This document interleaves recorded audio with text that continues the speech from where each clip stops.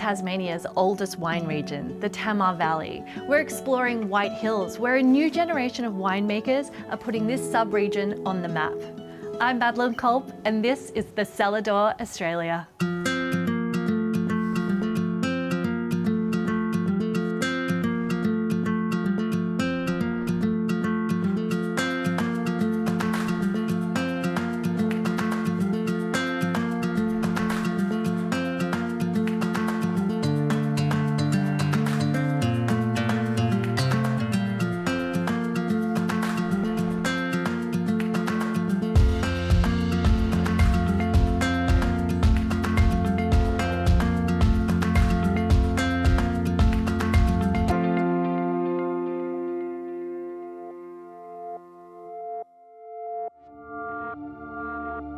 Welcome to White Hills, a hidden pocket on the edge of Tasmania's famed Tamar Valley, where cool winds, ancient soils, and passionate winemakers craft some of the most expressive wines in the country. Today, just 20 minutes from Launceston Airport, we're visiting Sen Vineyard, a boutique small batch producer and the home to The Cloud, an on-site accommodation that gives guests a private stay right amongst the vines. I'm meeting the founder, Samir, overlooking the valley to find out how it all started. I flew over this particular property in 1995 when I first came to Tasmania, and I thought at that time, wouldn't it be nice to have a little acreage out this way? It was just pasture here. And in 2018, we had the irrigation scheme come through. A friend of mine suggested that I should plant some vines and then try to marry architecture with agriculture. And so that was the inception of the project, and 5 years later we are humming. Yeah, and I love that you had that idea so long ago and it was like humming in the back of your mind for so long and you thought, now's the time. Yes, and the site is, thankfully, we've been very lucky. It's one of those sites where it makes great sparkling wines, great Pinot Noir, and as you can see, the view is just magnificent. Perched on the hilltop sits the perfect place to take in the view. This is The Cloud. So why did you call it The Cloud, the residence? Well, for obvious reasons. We feel like we're amongst the clouds up here. Yeah. And people have come up here and said the same thing. And I thought you can't go wrong with a name like Cloud. I've had the Premier of Tasmania come and do the official opening of the place for us. And the locals have really embraced me and the idea and the vision that we have. And we're trying to capitalize every aspect of it to try and showcase to the world what Tasmania has to offer. It has been capital intensive, so we had to bring the road all the way up to the top of the hill. That was a job and a half in itself. Then we had to bring the power up here, as well as the water. So bringing the amenities and all the utilities up here was a challenge to start off with, but I did not want to compromise on that because the site was so magnificent, and I thought we can do justice to the land by putting a beautiful house with great big windows, and it opens up opportunities for our local Launcestonians to come and get married here. There's been interstate guests who have come and stayed with us, and it's a great venue for weddings. We can have a marquee set up here. We can have up to 150 guests for a marquee wedding. We've got a function hall there that can have at least 80 people seated, and then 110 cocktail style event. 2.5 hectare vineyard. Most people will say that it is not economically viable. Usually you will want to have at least 4 to 5 hectares to make it profitable, but we supplement our vineyard operations with accommodation as well as events. It's a whole experience. We just wanted to make sure that everyone has an opportunity to get married at a vineyard. Yeah. And we will work with the budget they have and try and help them out. And it's that tie-in with great wine, great company, great experiences. It's more than just a sip. Doubling as a cellar door, The Cloud is the perfect place to have a tasting. Well, this is pretty spectacular. Can you tell me about The Cloud? So the house is a 440 square meter house. Single story, 3-bedroom, 3-bathroom with great big kitchen, dining, living space. Tasmania has a lot of great craftsmen. That window there is 650 kilos. It was the biggest window ever done in Launceston. And our friends from City Line Doors and Windows were able to marry the steel, the timber, and the glazing, and the concrete, and it came up, magical. Yeah. Very strongly built, robust building. Everything is Tasmanian. We really try and showcase quality over anything else. I could take in the views all day, but why not add a few more wines into the mix?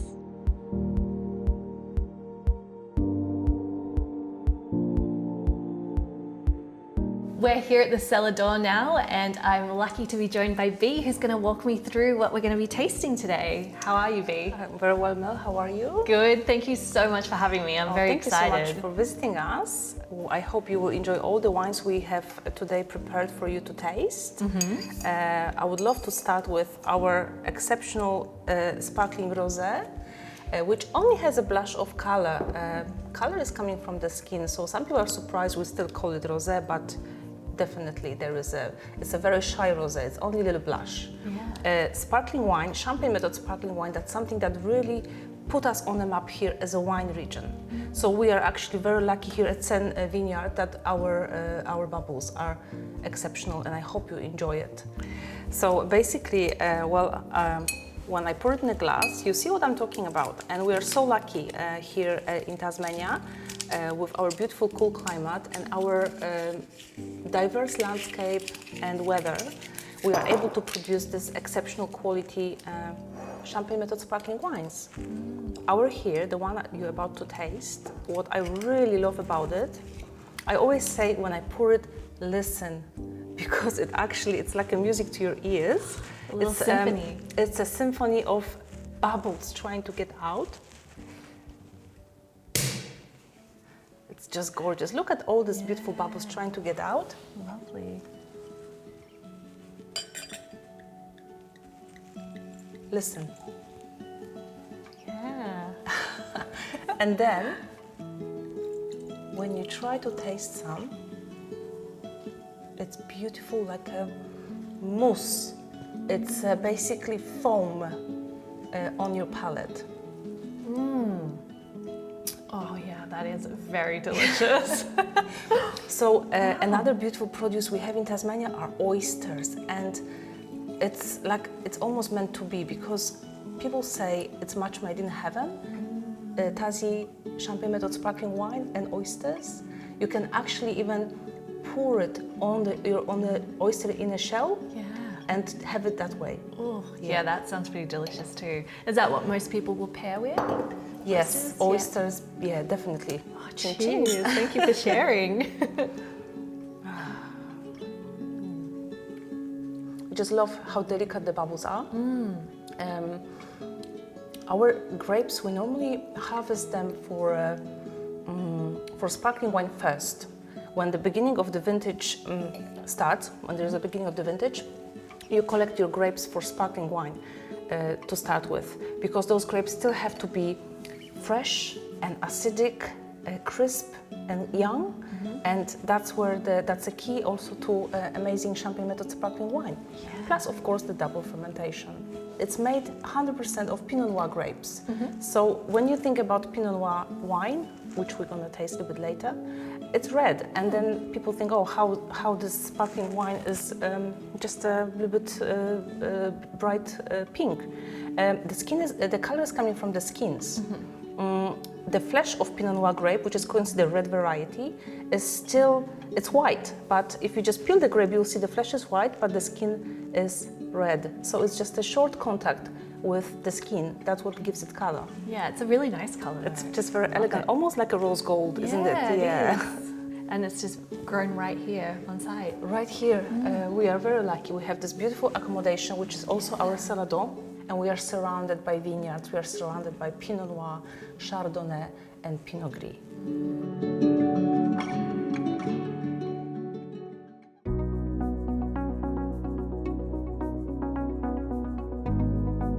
I'm in Tasmania, just outside of Launceston, where it's not just wine that Samir and his team have on offer.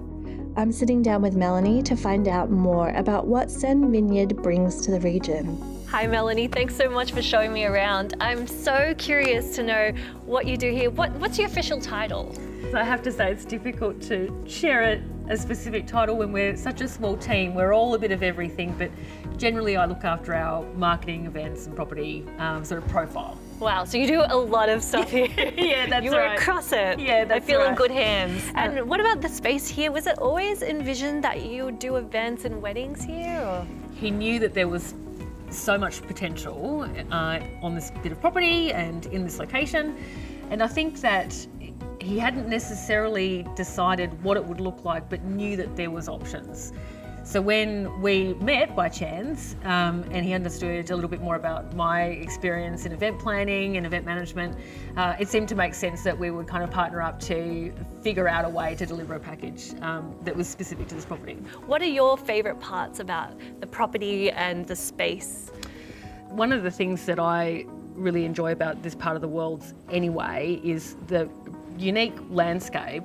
So the way the soil is developed and the way the landscape is shaped is based on, you know, years and years of that geographical change. It's pretty hard to feel high strung when you're out here, I have to say. Yeah. And I grew up in Tasmania, so I don't say that easily. You know, we get a bit blind to the privilege of being in such a beautiful and calm environment, but to kind of rise up and be in the cloud, and you're not remote, but you could be anywhere at the same time. Yeah. It's really quite an amazing experience. And to be able to sit with a view like this, you know, see a bird go by and it's absolutely silent, and you can just really revel in the tranquility of that. That's so lovely. One of the things I find that's most appealing for any wedding couple is being able to have a one-stop shop kind of idea. So being able to have a reception and a ceremony at the same venue is very handy. We can facilitate any kind of denomination as well. So if there's expertise or particular traditions or particular parts of a ceremony that need to be delivered, there's no issue for us. It's, you know, completely open door policy. But it means that we've got the capacity to host guests throughout, right from ceremony all the way through to the end of the reception. The wedding couple and, you know, some of their guests or their bridal party can stay before and afterwards as well, so it can operate like a bit of a wedding suite too. It's a nice spot to get ready. Yeah. And you're not so far away from any other accommodation options that, you know, guests that might be travelling can still be fairly close by. Yeah, that's amazing. And I noticed you've got an extra building around the corner, so what's the story behind that? That's right. So one of the ways that Samir, I guess, immediately took my advice was understanding that weather is a factor. Outdoor events, weddings, it is a factor to consider, and even on the most still beautiful warm day, it's also very nice to have some shade. So we ended up creating what we call the Cloud Pavilion, and that's an undercover space that can seat about 80 people if you wanted to have a seated function. It's got some paved area outside, so you can have a bit of an alfresco feel, and we've had some really unique setups in there as well. People can make it their own because it's quite a neutral space on its own. So any decorations, anything that people want to bring in to basically reflect who they are and what they're celebrating is really flexible. I think that it's a very special experience when people can, not just the couple or the person who's being celebrated or whatever the occasion is, but the guests can come to a space like this and they're drinking wine that literally grew over there. Yeah. Like that can be a pretty surreal concept to get your head around. And I think it's really lovely to have that tie into our local community. There's something that's quite unique and special about being able to be a guest. To feel like you're in somebody's home is very different to a kind of high volume, pumping people through like their numbers. The unique combination that you get when you have wine that was grown here with a food offering that was, designed and created from produce that was also grown here and served by people who grew up here or, love to talk about the space just as much, or the environment and the state. It really does bring a touch of authenticity that's really important to the way we present Tasmania as a destination. Back inside, B has another quintessential Tasmanian cool climate wine for me. Next one is Chardonnay, vintage 2023. Beautiful cool climate Chardonnay. Lovely spices on the palate, also a little bit of a minerality. However, beautiful. The spices are coming from wine being aged in French oak barrels. That's a very common method we use in Tasmania. However, it's a bit when people tell me, my customers often say, "Oh, I don't like Chardonnay." What I think, what they mean is, I don't like oaked wine, because Chardonnay doesn't have to be oaked. This one, the oak is quite subtle. I believe that would be a bit of a crowd pleaser, because it's still very fresh on the palate. The oak is coming through the spices, basically, on your palate with this wine. But Chardonnay doesn't have to be oaked. It doesn't have to also go through a malolactic fermentation, which is bringing all the buttery and creamy notes. Chardonnay can be only fermented in still tank. Malolactic fermentation can be stopped by winemaker if he decides. And this way you'll get something more vibrant and fresh and fruit forward. But I really like, especially in winter, when there is a bit of a oakiness, a little bit of a buttery notes. It's quite comforting wine to drink when there's a bit of a cold weather outside, and you still feel like white wine, but not necessarily cold and fresh and acidic. This one really, it's like a warm blanket. And also, oaked Chardonnay shouldn't be served too cold, because all the beautiful oaky notes, beautiful character of that wine can be muted. And so yeah, perfect wine to sample in winter and in summer.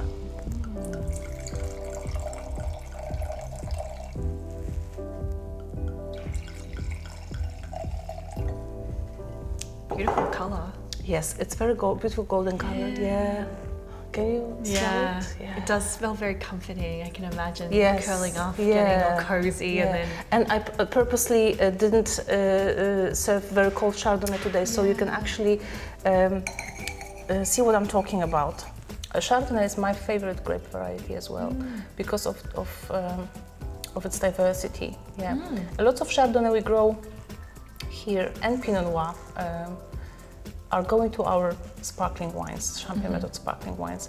In Champagne, when you produce Champagne in Champagne, you are allowed to use only Pinot Noir, Chardonnay, and Pinot Meunier. Doesn't have to be all three at the same time. Can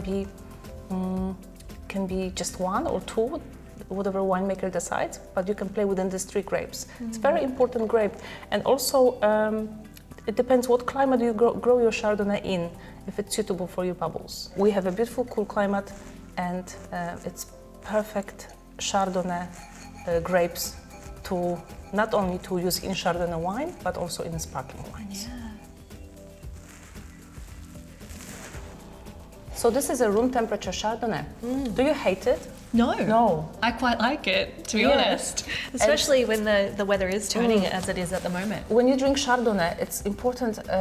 I always say, because obviously we put it in the fridge normally, but I always say to my guests, just warm the glass in your hands a little bit so you can actually properly experience the wine, because all the oak, it's muted by the temperature if it's too cold, or all the beautiful buttery and creamy notes also. And You miss out on a whole you miss out different on a whole aspect. palette. Yeah.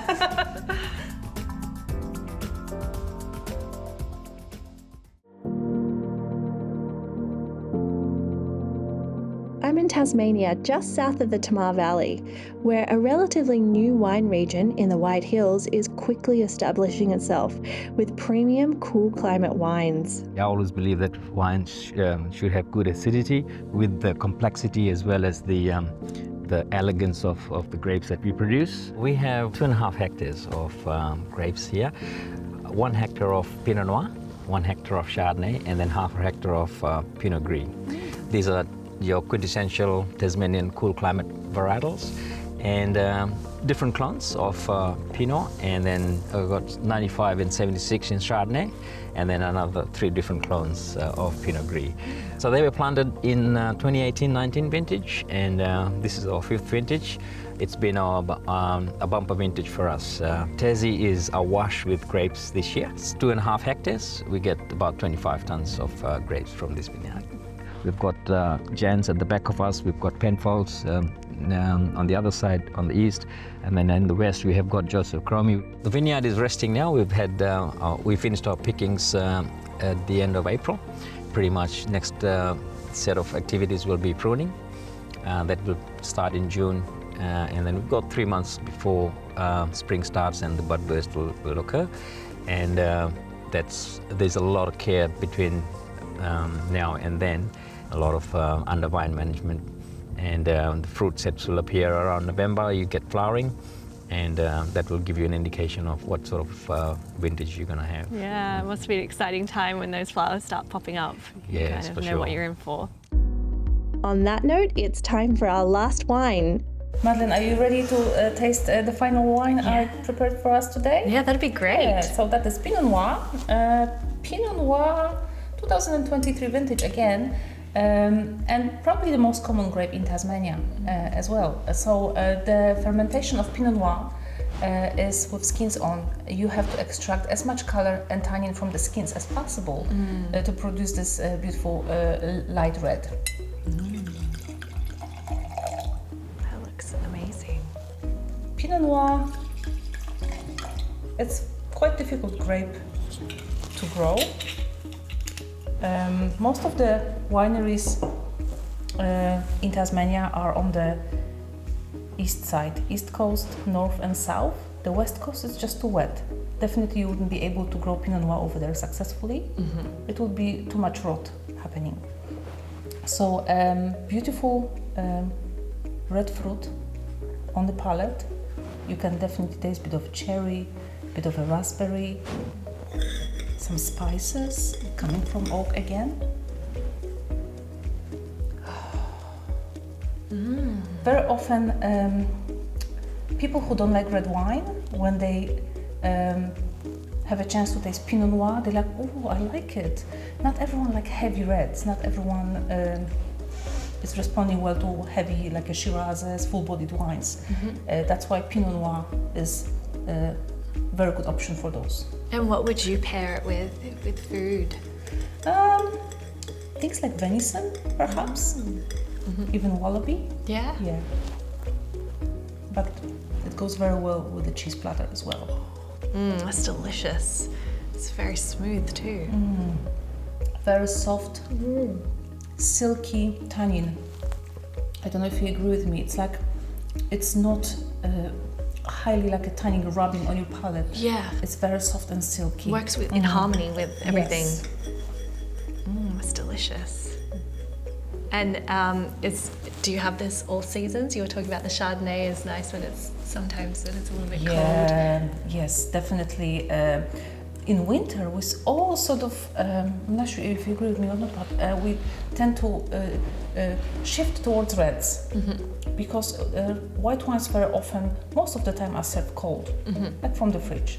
And red wines, it's very nice winter drink, especially winter in Tasmania. You can picture yourself sitting by the fire pit or fireplace with a glass of this. I remember 7 years ago when we were about to move to Tasmania from Sydney with my husband and 2 children. My husband is a little bit dramatic about the move. He was like, "Oh, we'll never see sunshine again," but he bought a bottle of Tassie Pinot Noir, and he didn't tell me what that is. He asked me, "Just taste it." He maybe was hoping a little bit that maybe I said, "I don't want to move here, but taste it." And I said, "Oh, I like it. What is it?" He said, "If you like this wine, it means you're gonna like it over there." Tasmania is wet and cold and windy and everything, and that's true. However, I feel that Tasmania is Australia's best kept secret at the same time, because we have beautiful summer, we have beautiful produce, we have amazing nature, we have fabulous wines, everything you can dream of, and peaceful, slow life. Now I want to move here. You've converted me.